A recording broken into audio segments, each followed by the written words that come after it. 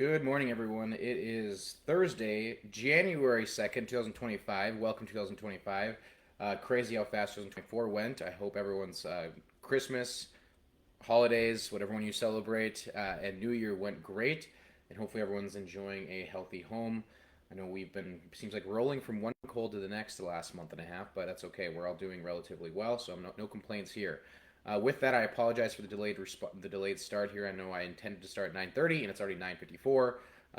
But I have a 9 a.m. meeting every Thursday and that went long. So moving forward, I'm going to move these retirement planning coffee talks to Thursdays at 10 a.m.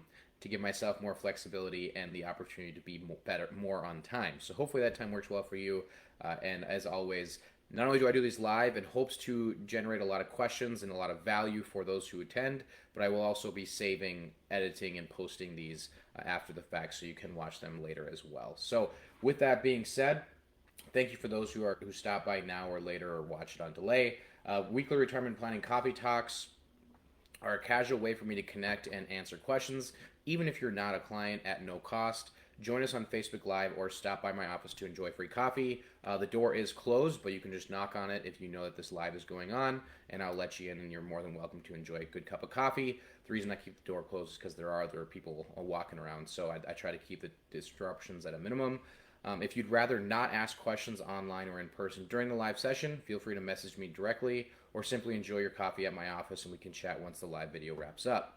There's no pressure to work with me or become a client, whether you join in person or online. My mission is to provide my clients with the highest quality advice and service possible. To maintain this level of care, I limit my practice to 100 active clients at a time, as I have a fiduciary responsibility to each of them.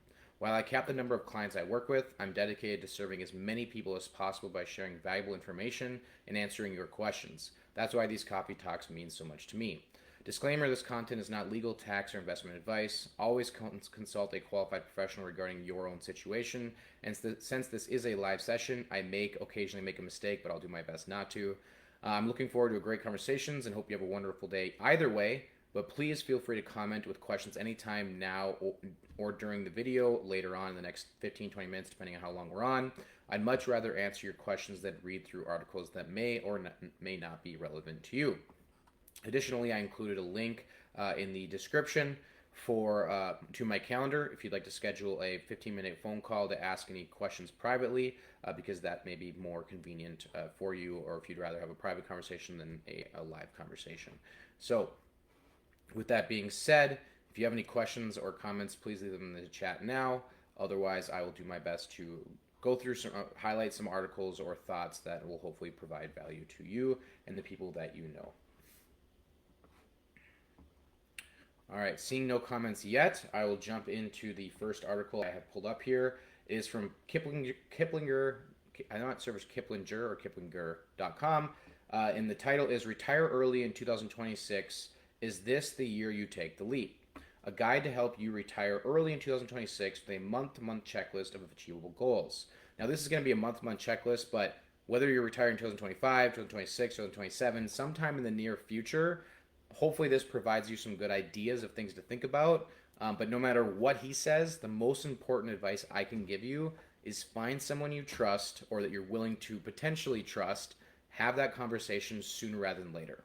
When it comes to managing money, positioning it properly, and building an overall strategic plan that fights inflation, protects you from market volatility, and plans for a legacy that you hope to one day leave your children, grandchildren, or whoever you care about, whether it's your church or otherwise, the sooner you do it, the easier it's going to be and the more effective it's going to be.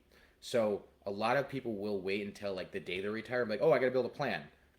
It works, but it's a lot easier and efficient if we start building that plan before you've retired, and there's no such thing as too early to start, okay? So here, let's jump into the article. He says, it's said that waiting for the right moment is just procrastination in disguise. What if then 2026 is the year you stop striving for early retirement and start living it? Retiring before 62 or even by 55 is an exciting but daunting goal, as many traditional benefits aren't there to catch you yet. How do you access retirement accounts without penalties? Will you have enough income without Social Security? What's your plan for health coverage? Retire early in 2026. Unfortunately, there's no Goldilocks moment in this story. You have to trust the work you've already done. Whether it's saving half your income, living modestly, or building multiple streams of income, as often people will advise you to do, don't wait. The time will never be just right. If you're done waiting but aren't sure what final steps to take, this monthly early retirement checklist is for you. By January 1st, 2026, you can ceremoniously update your LinkedIn profile headline to include one very satisfying word, former. January, so this month, if you're retiring next year, review your retirement readiness. Since this year's resolution is greater than dropping a few pounds, there's no time to waste, Brett Spencer and founder of Impact Financial advises. Retirement planning can be overwhelming, especially dealing with nuances of early retirement, just like a New Year's workout program. Getting started is key. Here's what to tackle first so your goal does not collect dust like an unused gym membership. Assess your target. How much do you need? The Rule of 25 offers a simple formula. Multiply your annual estimated retirement expenses by 25. This provides a target number that could allow you to withdraw 4% annually while preserving your nest egg. For greater accuracy, try our retirement calculator. So the link will be included, and I will include this article in the comments section if you'd like to check it out, as well as in the post later on. So the Rule of 25 is something that they advise. It's super conservative, very old school, the 4% withdrawal rule. Oftentimes with our clients, we aren't following that rule, but it is at least something to go off of if you don't have a plan or a trusted advisor to work with. Build a budget. Include essentials like housing and food, plus fun stuff like travel. Recognizing many high-income workers in the FIRE, Financial Independence Retire Early movement, WorthPoint partner and CFP John Chapman says, high earners may not need to budget while working, but in early retirement, it's a must. And the reason that they often say this is for twofold. First, when you're working, you're constantly increasing your income and things like that. But once you're living off your assets, there's sometimes less flexibility and you can't just change companies to get a raise, right? So it's also really important to understand that there's really two levels of retirement income. You have your needs, right? Housing, groceries, things that you absolutely need to live. And you have your wants, right? You have your floor and your ceiling, travel, golf, fishing, seeing your grandkids, whatever it is that you want to do. So we have to figure out, how do we strategically build your plan to make sure your needs are absolutely met and your wants can hopefully be met. February, build a health care plan. Instead of your sweetheart, focus on your own heart this year. Literally, Medicare doesn't kick in until 65, so healthcare is often a major planning hurdle for early retirees. Explore options. Look into COBRA, ACA marketplace plans, or joining a spouse's plan. Among these, enrolling in a spouse's plan often proves most cost effective, providing a bridge to Medicare eligibility. Chapman notes, premiums depend on income, so understanding coverage is critical. Remember that you can also use funds in health savings accounts when you retire. Schedule checkups. So this, before I move on, that's really important. One of the most overlooked things I see when it comes to financial planning is understanding how your taxable income affects your Medicare costs and your Social Security taxes. All right, your taxable, I won't go into great depth, but just know this. The amount of your taxable income in retirement has an effect on how much your Medicare optional Medicare parts cost you. So the more taxable income you have, the more you're going to pay in optional Medicare. And the more taxable income you have, the more your Social Security income may be taxed again. You pay on the way in, and now they want to make you pay on the way out if your income is too high. All right, so make sure you're aware of that, and hopefully plan around it.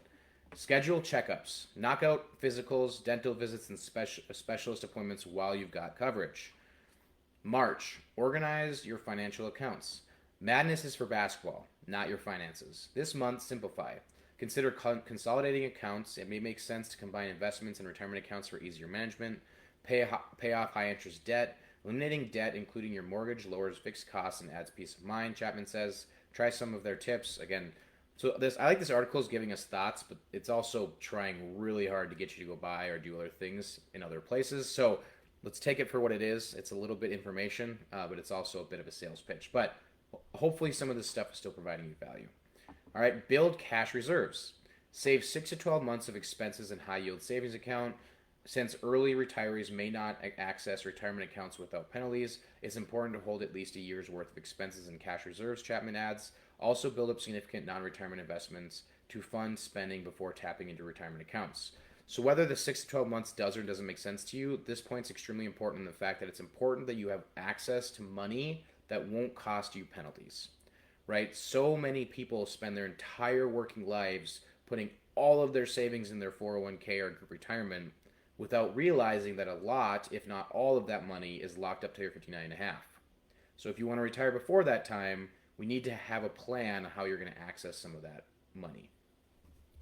April, maximize tax opportunities. This is the rare year when tax season brings joy, Spencer says. Beyond filing, it's a great time to take advantage of any tax benefits and plan for the year end. Boost retirement accounts. For instance, you can max out 2024 IRA contributions by April 15, 2025. Spencer also recommends maximizing 401k contributions, considering contributing to HSA or FSA for additional tax deductions. Consider Roth conversions. Once you retire early, your taxable income may drop significantly, Chapman says. This creates a great opportunity for Roth conversions, transferring funds from pre-tax IRAs to Roth IRAs at potentially lower tax rates. He suggests consulting a tax advisor to determine the right amount to convert without triggering unintended tax consequences. May, optimize your withdrawal strategy. You're not quite done with the IRS if you're under 59 and a half.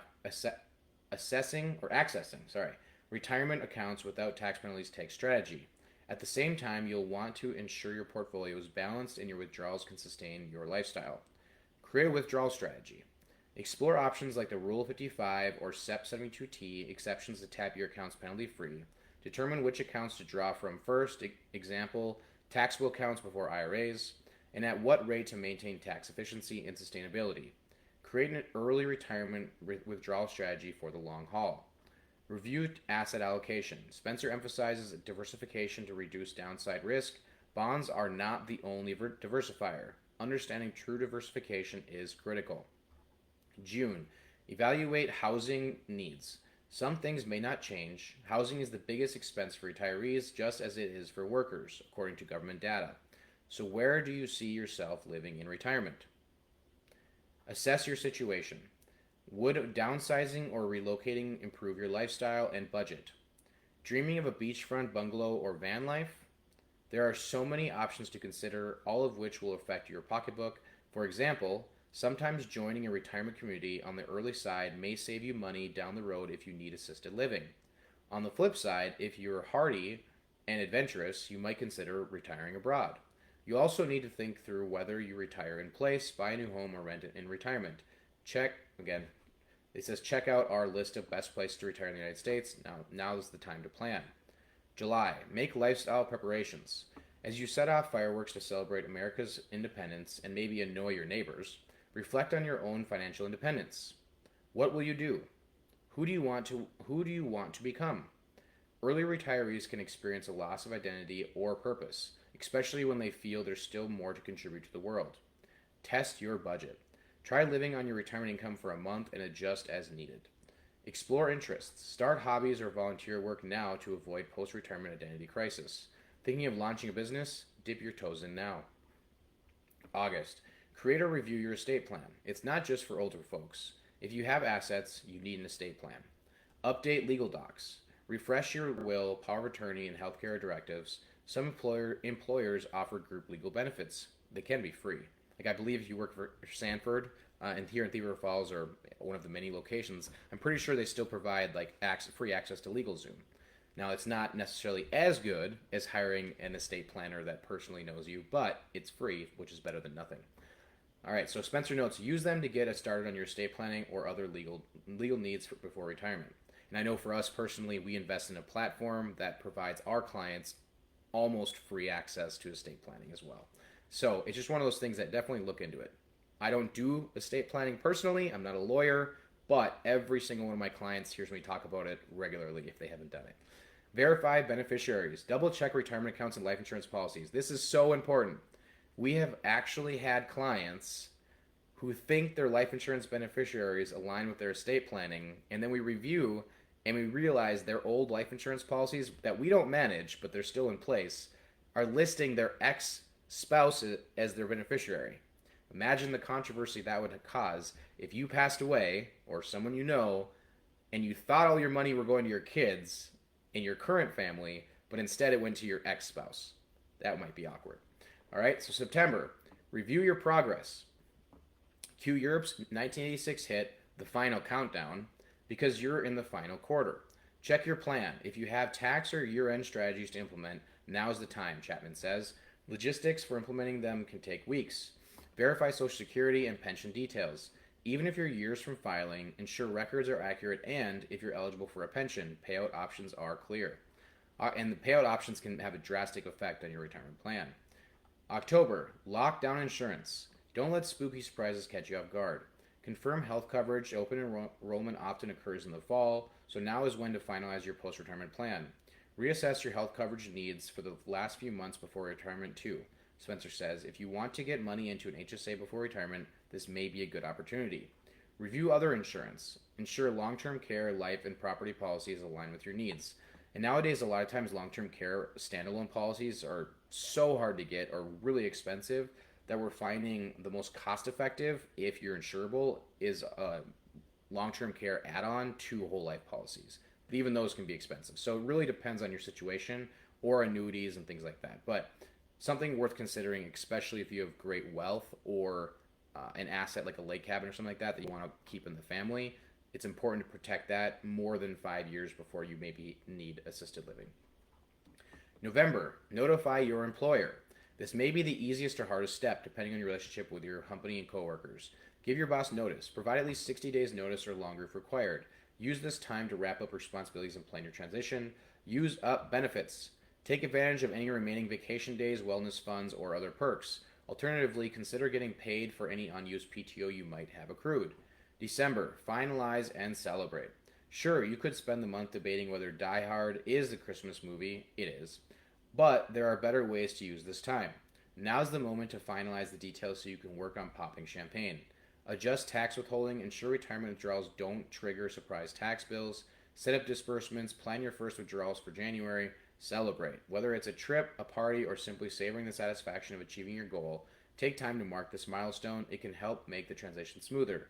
Even the best plans hit bumps. But with this checklist, you'll be ready to start 2026 focused on your bucket list instead of your to-do list. So I think those are a lot of really good points in there. Like I said, some of them are a little salesy.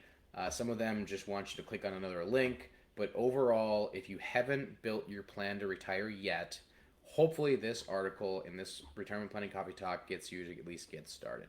Like we always say, the best time to start investing or planning was yesterday. The second best time is today. The next best time is tomorrow. Don't wait. Don't put it off. I know it's work and it can be daunting, but I promise you the earlier you do it, the easier it's going to be. So with that, any questions or comments or thoughts from those who may be watching? While I'm waiting, I will put this article in the comment section for your convenience, in case you'd like to read through it yourself or follow one of the many links that they try to push you towards.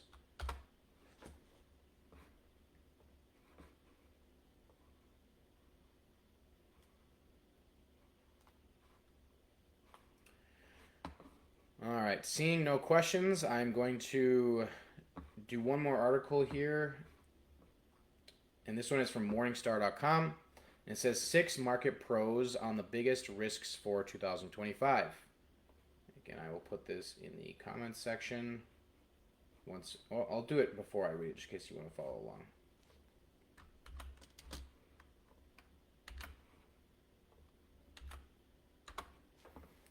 All right. So it says, keep an eye on sticky inflation, stretched valuations, and uncertain policy landscape. And this is written by Sarah Hansen. She said, the new year will bring plenty of tailwinds for markets and the economy, but it will also carry risks. Here are 6 strategists and economists on threats to growth and markets they'll watch in the new year, from sticky inflation to political uncertainty. Inflation re-acceleration. The risk I've been thinking more about is inflation, says Marcy McGregor, head of portfolio strategy for the Chief Investment Office at Merrill and Bank of America Private Bank. She says that throughout history, inflationary cycles, like the one in the aftermath of the COVID-19 pandemic, tend to have multiple peaks, and there are often long legs between those peaks. That means it would not be out of the question for inflation to re-accelerate in the months or years ahead. McGregor thinks inflation data over the past few months suggests stalled progress in bringing price pressures back down to Federal Reserve's target level. We need to watch the risk that inflation starts to accelerate, she says. That could mean a premature end to the Fed's interest rate cuts, or even for it to hike rates again. A shift that could spook investors. McGregor emphasizes that this is not her base case, but a possibility worth paying attention to. Sticky inflation really starts to change the narrative in the market, adds Jim Caron, Chief Investment Officer of the Portfolio Solutions Group at Morgan Stanley Investment Management. It's not our base case, but it's certainly a risk. And the reason why that's so important is because I have found that almost everyone is aware of market volatility risk because the news screams about every single day, whether the market's up or down or all around. Be afraid, right? Because they want to sell ads. So many people are adjusting their financial plans, or even target date funds do it naturally to decrease perceived risk around market fluctuation. The problem is if we are too risk adverse to market fluctuation and we pull too much money out of the market and out of equities, and we put too much money in cash or bonds or things like that, we could actually lose wealth or purchasing power to inflation. For example, if inflation is 3% the next 12 months and all of your money is in a savings account getting 0% interest, $100,000 today is worth $97,000 a year from now in purchasing power because inflation just eroded its value.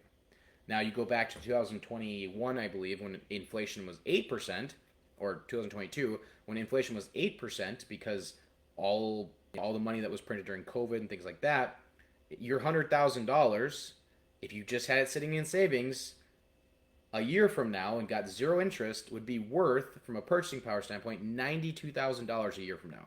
That's a significant drop in value. So we actually have to grow our assets in retirement to maintain purchasing power due to inflation, right? So it's a really important risk or thing to be aware of when it comes to retirement planning. Going back to the article, the next topic, supply side hiccups. For the past year or two, much of the momentum in the U.S. economy and the progress on disinflation is thanks to strength on the supply side of the economic equation, according to Josh Hurt, senior U.S. economist at Vanguard. Productivity in the labor market has been much higher than in the recent past, and a boost in immigration has shored up labor supply. Those are really important aspects that help to explain how the economy was able to grow. While price pressure is moderated, he says, one of the big risks facing the economy next year is that dynamic getting disrupted. For example, under the incoming Trump administration, Hurt says, we're going to see tighter policy than over the last few years concerning immigration. Geopolitical developments could also disrupt the supply of both goods and workers. Is there something that happens in the world that renews supply shocks? Asks Stephen Whiting, chief economist and chief investment strategist at Citi Wealth. Such events could be tariffs or conflict overseas, like in the Middle East or Ukraine. We've made a lot of progress in normalizing the economy, Whiting says, and we don't want supply and demand mismatched. Next topic, unforgiving valuations. A major change in the stock market over the last year has been a steady rise in valuations. The premium investors are willing to pay for a public company's earnings. By Morningstar's measure, the U.S. stock market is trading at roughly 5% premium to its intrinsic value. Before December's sell-off, that premium had been as high as 6.9%. Earlier this year, stocks were trading at a discount. Valuations are not as forgiving as they were when we started 2024, says Seth Meyer, global head of client portfolio management at Janus Henderson Investors. Tighter valuations mean less room to recover when the market hits a speed bump, which means stocks are more vulnerable to pullbacks. This is one reason stocks stumbled after the Fed revised its rate cut forecast for 2025. The thing to watch out for in the new year is that we are priced for perfection, adds Matt Rowe, head of portfolio management and cross-asset strategies at Numero Capital Management. Any deviation from perfection is going to result in some pretty heavy negative marks. And this is important to understand for two primary reasons. One, expect market downturns. They happen. On average, once every 4 years is a negative market year. Once almost every 8 years, there's a market correction. Expect it. But the most important follow-up to that is don't overreact to it, right? Because 3 out of 4 years are positive, and historically the market's always come back up. So if we overreact and we make long-term decisions based on short-term events, we can very drastically hurt our long-term wealth potential and income and retirement income lifestyle. Next topic: Washington policy uncertainty. The biggest question mark for markets and the economy in 2025 is undoubtedly the path for policy in Washington. President-elect Donald Trump campaigned on sweeping changes, including new tariffs, tax cuts, and deregulation, but it's unclear how those promises will translate into action. How Trump's policies are executed will be very important for near-term growth, says Meyer.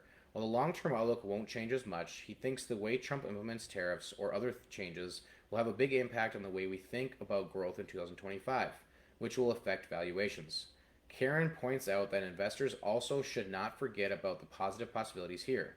Most people fixate on the negatives of these risks, but it could be that tariffs aren't as bad as people think, or that US China relationships improve more than people think. That can change the narrative for the better. People don't see that as a risk, but it is a risk if you miss out on it. All right, so a lot of good points there worth discussing. Again, I don't necessarily agree with all of them, but they're all worth understanding.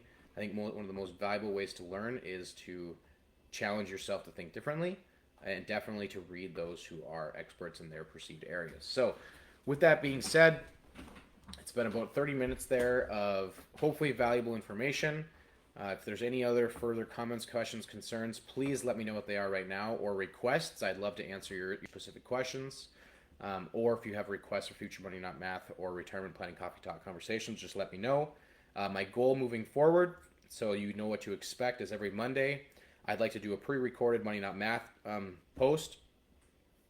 Those end up being between 5 to 15 minutes on one specific topic regarding retirement planning. And then every Thursday, around 10, again, I don't expect to be perfect, but I'll do my best. I'd like to do a retirement planning coffee talk live so that you can join me online or in person to hopefully answer your retirement questions. But like today, if there aren't any questions, which that's okay, people are busy, I'll just do my best to find articles that I can highlight important retirement planning topics as to consider, and then I will also, like I said, download, edit, and post that after the fact as well. So, with that being said, I don't see any further questions, so I'll just wish you a happy New Year. I wish 2025 to be the best year yet for you and your family, and have a great health, great wealth, and great relationships. Please never hesitate to reach out with questions regarding your retirement planning, whether you become my client or don't. I love helping. I got in this business to help as many good people as I can. I just simply made the business decision and to respect all of my current clients by limiting myself to 100 fiduciary clients so that I can hopefully meet my mission of providing the highest quality and advice possible. So whether we work together or not, I'm still really happy to always provide as much value as I can. With that being said, I hope you have a wonderful day, and it's kind of weird having today be Thursday. It feels like Monday, but it'd be a fun 2-day week, and I hope you enjoy your weekend. Thanks. Bye.